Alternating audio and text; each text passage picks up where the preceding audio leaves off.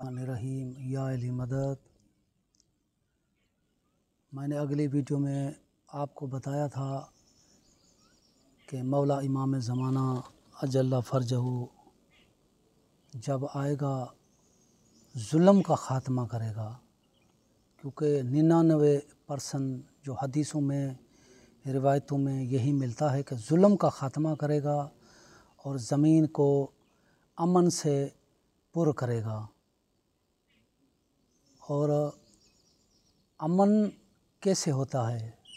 आप देखते हैं कि किसी एक डाकू को मारकर और किसी एक चोर को पकड़ करके अखबारों में इश्तिहार छपाते हैं कि अब अमन कायम हो गया। नहीं, ये अमन नहीं है। अमन कोई भी कायम नहीं कर सकता सिवाय मेरे इमाम के, सरकार ज़माना के। और विलायत अली के बग़ैर अमन कायम नहीं हो सकता। सारे अली वाले हो जाएं, सारे विलायत अली में दाखिल हो जाएं तो फिर होता है अमन कायम। जब तक विलायत कायम नहीं होगी अमन कायम नहीं होगा। खुदा करे मेरी बात को समझ सको। सरकार ज़माना विलायत अली को कायम करेगा, हर इंसान को वली बना देगा। कोई भी मोमिन इबादत के लिए, नमाज के लिए कहीं भी खड़ा हो, कहीं भी रुख करे, उसको अली का चेहरा यानी अल्लाह का चेहरा नज़र आएगा, मौला नज़र आएगा, उसको सजदा करेगा। कुरान पाक की सूरह बकरा में इरशाद होता है फ़ाए नमा तवल्लु फ़सम वजहुल्लाह। फिर तुम जहाँ भी रुख करोगे तुम अल्लाह का चेहरा पाओगे। है कोई इंसान ये दावा करे कि मैं जहाँ देखता हूँ मुझे अल्लाह का चेहरा नज़र आता है? ये आयत मुबारका अपना कामल सबूत सरकार ज़माना की हुकूमत में देगी।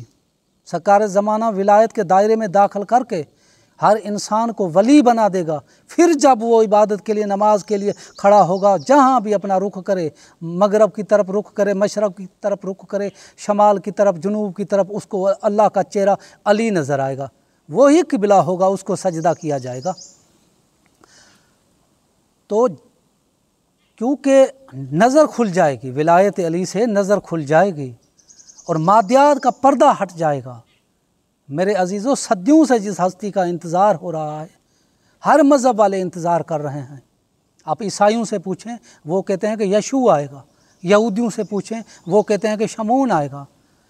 आप किसी गैर मुस्लिम हिंदू से पूछें, वो कहते हैं कि कृष्ण आएगा। मुसलमान कहते हैं महदी आएगा अलैहिस्सलाम अजल्ला फ़रजहू। तो नाम मुख्तलिफ है, इंतज़ार पूरी इंसानियत को इंतज़ार है, हर मज़हब वाले को इंतज़ार है। असहाब इंतज़ार करके गए, औलिया कराम को इंतज़ार, अंबिया को इंतज़ार, इमामों को इंतज़ार, फ़रिश्तों को इंतज़ार, जिन्नों को इंतज़ार, कब्र वाले मुर्दों को इंतज़ार, अरवाहों को इंतज़ार, खुदा इंतज़ार में है। कुरान तो पढ़ें। जिस हस्ती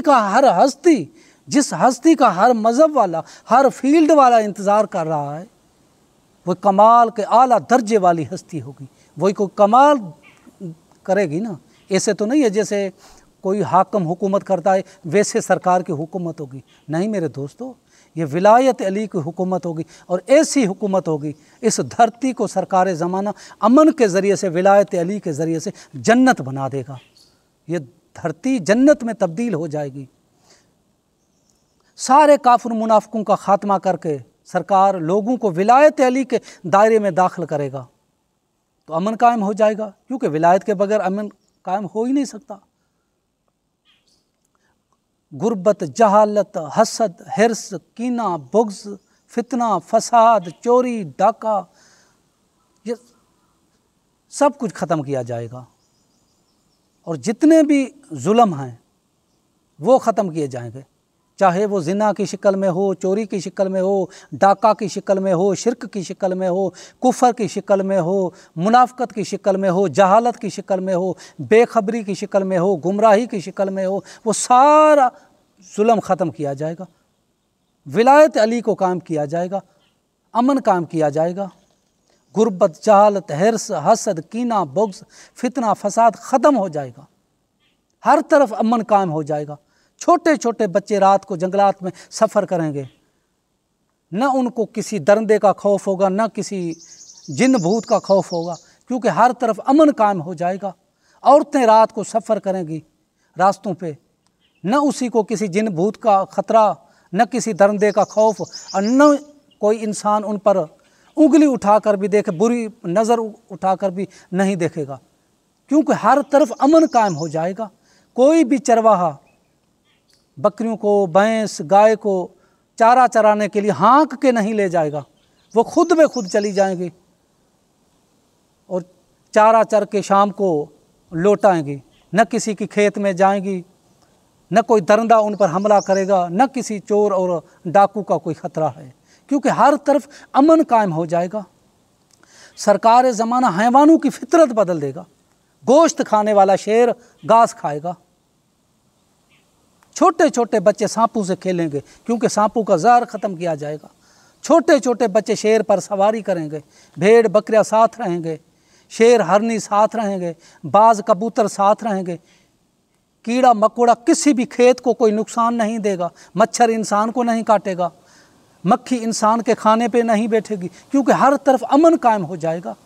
मछलियाँ समंदर में झूमेंगी खुशी में, क्योंकि कोई भी इंसान मछली को पकड़ करके उसको पका करके नहीं खाएगा। साइंस बिल्कुल ख़त्म हो जाएगी। मगरब वाला मशरक़ वाले से बात करेगा बग़ैर किसी साइंसी आलात के, मशरक़ वाला मगरब वाले से बात करेगा बग़ैर किसी साइंसी आलात के। बात क्या देखेगा, देखना क्या, इरादा करेगा तो वहाँ पहुँच जाएगा।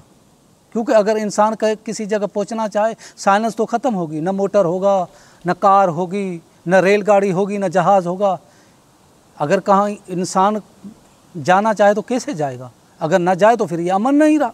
इसलिए इरादा करेगा वहाँ पहुँच जाएगा। जिन्नात फरिश्तों की गैबी चादर उतारी जाएगी, वो इंसानी महफिलों में आके बैठेंगे। कुछ फरिश्ते इंसानों के साथ पैदल चलेंगे, कुछ इंसान मोमन फरिश्तों के साथ परवाज़ करेंगे। कुछ ऐसे मोमन होंगे, एक एक मोमन को 1 लाख फरिश्ते का हाकम बनाया जाएगा, जिसकी जितनी मार्फत होगी, जितनी विलायत होगी, ये धरती जन्नत में तब्दील हो जाएगी। हर तरफ अमन कायम हो जाएगा। इंसानी कल्ब इश्क अली से सरशार हो जाएगा। हर इंसान की रूह मुनवर हो जाएगी। अज़ल वाले दिन अल्लाह से इश्क अली का किया हुआ वादा सरकार ज़माना के दौर में कामल होगा। जिस मकसद के लिए मौला हुसैन ने कुर्बानी दी थी, वो मकसद हुसैन सरकार ज़माना के दौर में पूरा होगा। जब मुकम्मल अमन कायम हो जाएगा, सरकार की हुकूमत मजबूत हो जाएगी। अब जो मैं पढ़ने लगा हूँ, कुछ फ़िक्रे तो आपको तारीख़ात में मिल जाएंगे, मगर कुछ मैं अपनी कलब की किताब से पढ़ रहा हूँ। फिर जिसका जी चाहे वो इस बात को माने, वरना अपनी कलब से पूछ तो सकता है, क्योंकि हर किसी की कलब की किताब में ये लिखा हुआ है, अगर कोई पढ़ने की सलाहियत रखे तो। मैंने अर्ज़ किया कि जब सरकार ज़माना की हुकूमत मजबूत हो जाएगी, हर तरफ अमन और अमान कायम हो जाएगा, आसमान से एक निदा आएगी। आसमान से एक निदा आएगी, आज हुसैन इब्न अली की शादी है, सारे बाराती तैयार रहो। इसका मतलब होगा कि जिस मकसद के लिए मौला हुसैन ने कुर्बानी दी थी, आज वो हुसैन का मकसद विलायत अली पूरा हो गया।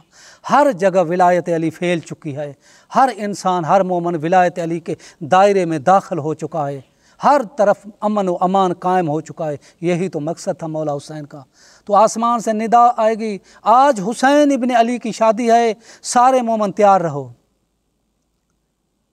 उसके बाद 70 सहाबी, यानी कि शोहदाए करबला, अली असगर के अलावा 70 शोहदाए करबला जंगी लिबास पहनकर, हाथों में तलवारें उठाकर, घोड़ों पर सवार होकर ये मनादी करते आएंगे, हुसैन इब्न अली कूफा में आ रहा है। खुशखबरी खुशखबरी खुशखबरी, हुसैन इब्न अली कूफा में आ रहा है। सारे मोमन झूमने लगेंगे, क्योंकि वो तारीख़ याद आ जाएगी। जब इब्न ज़ियाद मलून धोखा से नकाब पहन करके कूफा में दाखिल हुआ था, मोमन खुशी कर रहे थे कि हुसैन आ रहा है। जब इसने नकाब हटाया, सारे पीछे लौट गए। वो तारीख़ याद आ जाएगी मोमनों को। जब ये ऐलान होगा कि हुसैन इब्न अली कूफा में आ रहा है, कोई मगरब की तरफ देखेगा, कोई मशरक़ की तरफ देखेगा, कोई शमाल की तरफ देखेगा,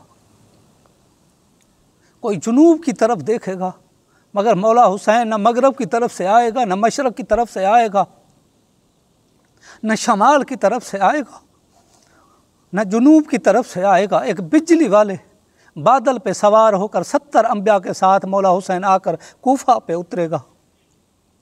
सारे मोमिन मौला हुसैन की ज़ियारत के लिए आएंगे। बे इंतहा खुशी से आंखों में आंसू आ जाएगा। जैसे ही मौला हुसैन सरकार ज़माना अजल्ला फरजहू के तख्त की तरफ बढ़ेंगे, सरकार की नज़र पड़ेगी, इस्तकबाल के लिए अपने तख्त से उठेंगे। मौला हुसैन के इस्तकबाल के लिए आगे बढ़कर मौला हुसैन को हाथ से पकड़कर अपने तख्त पर बिठाएगा। फिर इसी तरह सरकार ज़माना मौला हुसैन को सजदा करेगा, जैसे अजीज़ मिस्र की दरबार में याकूब नबी ने यूसुफ को किया था। सारी अमानतें मौला हुसैन के हवाले करेगा।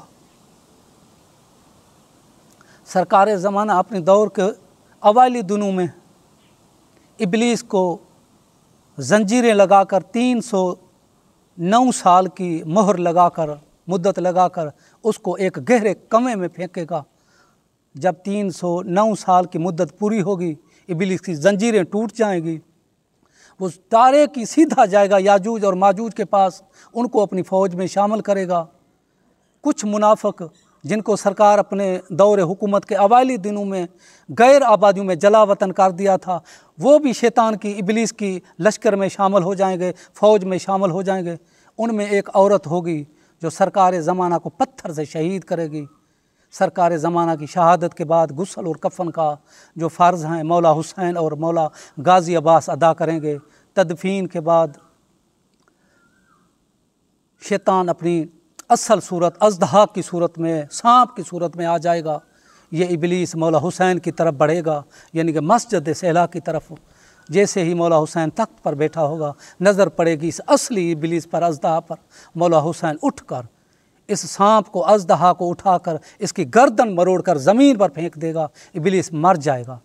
फिर आसमान से एक फरिश्ता आएगा, दुखता हुआ नेज़ा लेकर उसको धिक्के देता देता उस आग वाले कमे में फेंकेगा जिसमें ईसा मसीह ने दजाल और सफशानी को फेंका था। उसके बाद क़यामत आ जाएगी। यूँ भी उसूल दीन में इमामत के बाद क़यामत है, सरकार ज़माना की शहादत के बाद क़यामत आ जाएगी। यह क़यामत का दिन बड़ा ही सख्त दिन है, बड़ा ही ख़तरनाक दिन है। 50,000 साल का ज़माना है ये।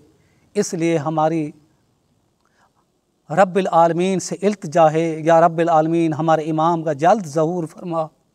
अगर हम मर भी जाएं, हम कब्रों से उठें, ताकि हम इमाम के फैज़ विलायत से, आपकी रहमत के क़यामत के दिन काबिल बन सकें। दुआ में याद रखिएगा। या अली मदद।